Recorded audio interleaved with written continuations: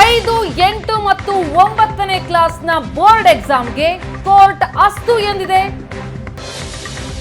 ಏಕಸದಸ್ಯ ಪೀಠದ ಆದೇಶವನ್ನ ರದ್ದುಗೊಳಿಸಿದೆ ವಿಭಾಗೀಯ ಪೀಠ. ಈ ಮೂಲಕ ಶಿಕ್ಷಣ ಇಲಾಖೆಗೆ ಜಯ ಸಿಕ್ಕಂತಾಗಿದೆ. ಖಾಸಗಿ ಶಾಲೆಗಳಿಗೆ ಹಿನ್ನಡೆಯಾಗಿದೆ. ಸುದೀರ್ಘ ವಿಚಾರಣೆಯ ಬಳಿಕ ಬೋರ್ಡ್ ಎಕ್ಸಾಮ್ಗೆ ಕೋರ್ಟ್ ಅಸ್ತು ಅಂದಿದೆ. ಪರೀಕ್ಷೆ ನಡೆಸೋದಕ್ಕೆ ತುರ್ತು ಕ್ರಮ ಕೈಗೊಳ್ಳಕ್ಕೆ ಸರ್ಕಾರಕ್ಕೆ ಸೂಚನೆ. ಈಗಾಗಲೇ 2 ವಿಷಯದ ಪರೀಕ್ಷೆಯನ್ನು ಶಿಕ್ಷಣ ಇಲಾಖೆ ನಡೆಸಿದ್ದಾಗಿದೆ. ಉಳಿದ 2 ವಿಷಯಗಳ ಪರೀಕ್ಷೆ ನಡೆಸೋದಕ್ಕೆ ಈಗ ಹೈಕೋರ್ಟ್ ಆದೇಶ ಕೊಟ್ಟಿರೋದು.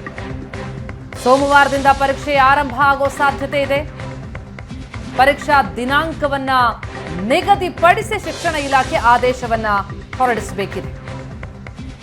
ಇಲಾಖೆಗೆ ಜಯ, ಖಾಸಗಿ ಶಾಲೆಗಳಿಗೆ ಹಿನ್ನಡೆಯಾಗಿದೆ. ಸಂಜೆಯ ಒಳಗೆ ಟೈಮ್ ಟೇಬಲ್ ರಿಲೀಸ್ ಆಗುತ್ತೆ.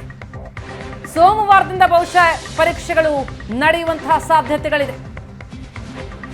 5, 8 ಮತ್ತು 9ನೇ ಕ್ಲಾಸ್ಗೆ ಬೋರ್ಡ್ ಎಕ್ಸಾಮ್ ನಡೆಸೋದು ಬೇಡ ಅನ್ನೋದು ಖಾಸಗಿ ಶಾಲೆಗಳ ಒತ್ತಾಯವಾಗಿತ್ತು. ಈ ಹಿನ್ನೆಲೆಯಲ್ಲಿ ಕೋರ್ಟ್ ಮೆಟ್ಟಿಲೇರಿದ್ದು ಈಗಾಗಲೇ 2 ಪರೀಕ್ಷೆಗಳನ್ನು ನಡೆಸಿದ್ದಾಗಿದೆ. ಇನ್ನೆರಡು ಪರೀಕ್ಷೆಗಳು ಬಾಕಿ ಇದ್ವು.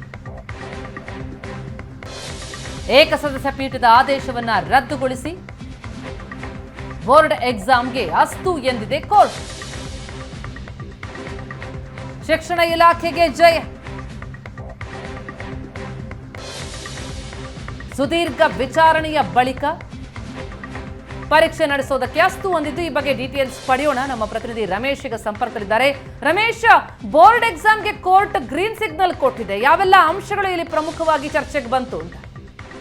ಪ್ರತಿಮಾ, 5, 7 ಮತ್ತೆ 5, 8, 9ನೇ ತಾರೀಕಿನ ತರಗತಿಯ ಬೋರ್ಡ್ ಎಕ್ಸಾಮ್ ಸಂಬಂಧಪಟ್ಟಂತೆ ಏನು ರಾಜ್ಯ ಸರ್ಕಾರ ಡಿಸೆಂಬರ್ ಮತ್ತೆ ನವೆಂಬರ್ ನಲ್ಲಿ 2 ಸುತ್ತೋಲೆಗಳನ್ನ ಹೊರಡಿಸುವ ಮೂಲಕ ಎಕ್ಸಾಮ್ ಅನ್ನ ಮಾಡ್ಲಿಕ್ಕೆ ಒಂದು ಆದೇಶವನ್ನ ಮಾಡಿತ್ತು. ಮತ್ತೆ ಅದಕ್ಕೆ ಸಂಬಂಧಪಟ್ಟಂತೆ ಎಲ್ಲ ತಯಾರಿಗಳನ್ನ ಮಾಡ್ಕೊಂಡಿತ್ತು. ಆದ್ರೆ ಅದನ್ನ ಪ್ರಶ್ನೆ ಮಾಡಿಕೊಂಡು ರೂಪ್ಸಾ ಮತ್ತೆ ಅವರ್ ಸ್ಕೂಲ್ಸ್ ಅನ್ನುವಂತ 2 ಶಾಲೆಯ ಸಂಘಟನೆಗಳೇನಿದೆ ಅವರು ಹೈಕೋರ್ಟ್ ಮೆಟ್ಲೇರಿದ್ರು. ಹೈಕೋರ್ಟ್ ಮೆಟ್ಲೇರಿದ ಸಂದರ್ಭದಲ್ಲಿ ಏಕಸದಸ್ಯ ಪೀಠ ಆ ಒಂದು ಸರ್ಕಾರ ಸುತ್ತೋಲೆಗಳನ್ನ ರದ್ದು ಮಾಡಿ ಬೋರ್ಡ್ ಎಕ್ಸಾಮ್ ಬೇಡ ಅನ್ನೋ ಆದೇಶವನ್ನ ಮಾಡಿತ್ತು. ಆದ್ರೆ ಅದನ್ನ ಪ್ರಶ್ನೆ ಮಾಡ್ಕೊಂಡು ರಾಜ್ಯ ಸರ್ಕಾರ ಅಂದ್ರೆ ಶಿಕ್ಷಣ ಇಲಾಖೆ ವಿಭಾಗೀಯ ಪೀಠದ ಮುಂದೆ ಅರ್ಜಿಯನ್ನ ಸಲ್ಲಿಸಿತ್ತು. ಅರ್ಜಿಯನ್ನು ಸಲ್ಲಿಸುವ ಮೂಲಕ ಯಾಕೆ ಬೋರ್ಡ್ ಎಕ್ಸಾಮ್ ಅನ್ನ ಮಾಡಬೇಕು, ಅಗತ್ಯ ಇದೆ ಅನ್ನುವಂತ ಸಂಬಂಧಪಟ್ಟಂತೆ ಸುದೀರ್ಘವಾದ ವಾದವನ್ನ ಮಂಡಿಸಿದ್ರು. ಆದ್ರೆ ಅದಕ್ಕೆ ವಿರೋಧವನ್ನ ಖಾಸಗಿ ಶಾಲೆಯ ಖಾಸಗಿ ಶಾಲೆಯವರು ಕೂಡ ಅವರ ಪರ ವಕೀಲರು ಕೂಡ ಸಾಕಷ್ಟು ವಾದವನ್ನ ಮಂಡಿಸಿದ್ರು. ಆದ್ರೆ ಇವತ್ತು ಈ ವಿಭಾಗೀಯ ಪೀಠ ಒಂದು ಆದೇಶವನ್ನ ಮಾಡಿರುವಂತದ್ದು ಸರ್ಕಾರ ತೆಗೆದುಕೊಂಡಂತ ಕ್ರಮ ಏನಿದೆ, ಬೋರ್ಡ್ ಎಕ್ಸಾಮ್ ಸರಿಯಾದ ಕ್ರಮ ಇದೆ.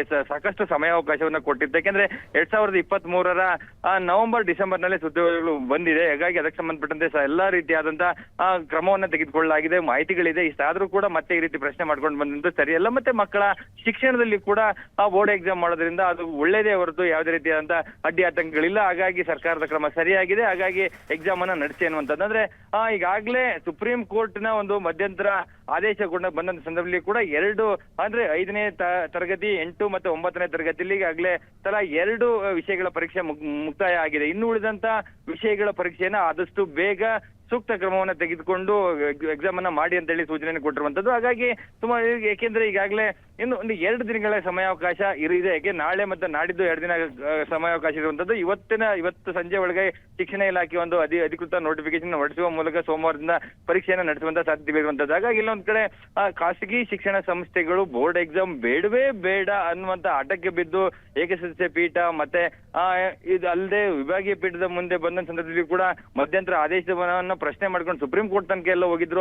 ಅದರಲ್ಲಿ ಕೂಡ ಅವ್ರಿಗೆ ಹಿನ್ನಡೆ ಆದಂತ ಸಂದರ್ಭದಲ್ಲಿ ಸಾಕಷ್ಟು ಪ್ರಯತ್ನವನ್ನ ಮಾಡಿದ್ರು. ಈ ಒಂದು ಬೋರ್ಡ್ ಎಕ್ಸಾಮ್ ಅನ್ನ ನಿಲ್ಲಿಸಬೇಕು ಅಥವಾ ಅದು ಬೋರ್ಡ್ ಎಕ್ಸಾಮ್ ಬೇಡ ಅನ್ನುವಂತ ಸಾಕಷ್ಟು ಹೋರಾಟವನ್ನ ಖಾಸಗಿ ಸಂಸ್ಥೆಗಳು ಮಾಡಿದ್ರು. ಆದ್ರೆ ರಾಜ್ಯ ಸರ್ಕಾರ ಇಲ್ಲ ಬೋರ್ಡ್ ಎಕ್ಸಾಮ್ ಮಾಡೇ ತೀರ್ತೀವಿ ಅನ್ನುವಂತ ಒಂದು ಆಟಕ್ಕೆ ಬಿದ್ದು ಹೈಕೋರ್ಟ್ ನಲ್ಲಿ ತಾವು ಯಾಕೆ ಎಕ್ಸಾಮ್ ಅನ್ನ ಮಾಡ್ತಾ ಇದೀವಿ ಅನ್ನೋದನ್ನ ಸಮರ್ಥವಾಗಿ ವಾದ ಮಂಡನೆ ಮಾಡಿದ ನಂತರ ಇವತ್ತು ಹೈಕೋರ್ಟ್ ಬೋರ್ಡ್ ಎಕ್ಸಾಮ್ ಮಾಡುವಂತದ್ದು ಸರಿ ಇದೆ, ಎಕ್ಸಾಮ್ ಅನ್ನ ಮಾಡಿ ಅನ್ನುವಂತ ನಿಟ್ಟಿನಲ್ಲಿ ಗ್ರೀನ್ ಸಿಗ್ನಲ್ ನ ಕೊಟ್ಟಿರುವಂತದ್ದು. ಮತ್ತೆ ಇವನ್ ತೀರ್ಪನ್ನ ಹೊರಡಿಸಿದ ನಂತರ ಖಾಸಗಿ ಶಾಲೆಯ ವಕೀಲರು ಕೂಡ ಬಂದು ನಾವು ಸುಪ್ರೀಂ ಕೋರ್ಟ್ಗೆ ಹೋಗ್ತೇವೆ, ನಮಗೆ ಇನ್ನು 2 ದಿನಗಳ ಕಾಲಾವಕಾಶ ಬೇಕು, ಇಮಿಡಿಯೇಟ್ ಎಕ್ಸಾಮ್ ಅನ್ನ ಮಾಡುವಂತದ್ದು ಸರಿಯಲ್ಲ ಅನ್ನೋ ರೀತಿಯ ವಾದ ಮಂಡಲಿಕ್ಕೆ ಮುಂದಾದ್ರು. ಆದ್ರೆ ಹೈಕೋರ್ಟ್ ಅದು ನಿಮಗೆ ಬಿಟ್ಟದ್ದು, ನಮ್ಮ ಆದೇಶವನ್ನ ನಾವು ಹೊರಡಿಸಿದ್ದೇವೆ, ಜೊತೆಗೆ ಸರ್ಕಾರ ಕೂಡ ಸೂಕ್ತ ಕ್ರಮವನ್ನ ಶಿಕ್ಷಣ ಇಲಾಖೆ ಸೂಕ್ತ ಕ್ರಮವನ್ನು ತೆಗೆದುಕೊಳ್ಬೇಕು ಅಂತ ಆದೇಶವನ್ನ ಮಾಡಿದ್ದೇವೆ.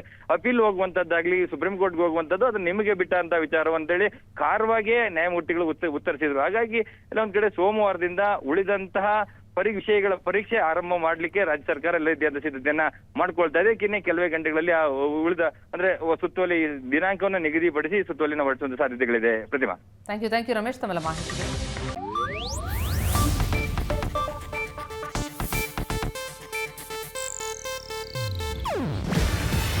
ಇದು ಏಷ್ಯಾನೆಟ್ ನ್ಯೂಸ್ ನೆಟ್ವರ್ಕ್ ಪ್ರಸ್ತುತಿ. ನೀವು ನೋಡ್ತಿದ್ದೀರಾ ಏಷ್ಯಾನೆಟ್ ಸುವರ್ಣ ನ್ಯೂಸ್.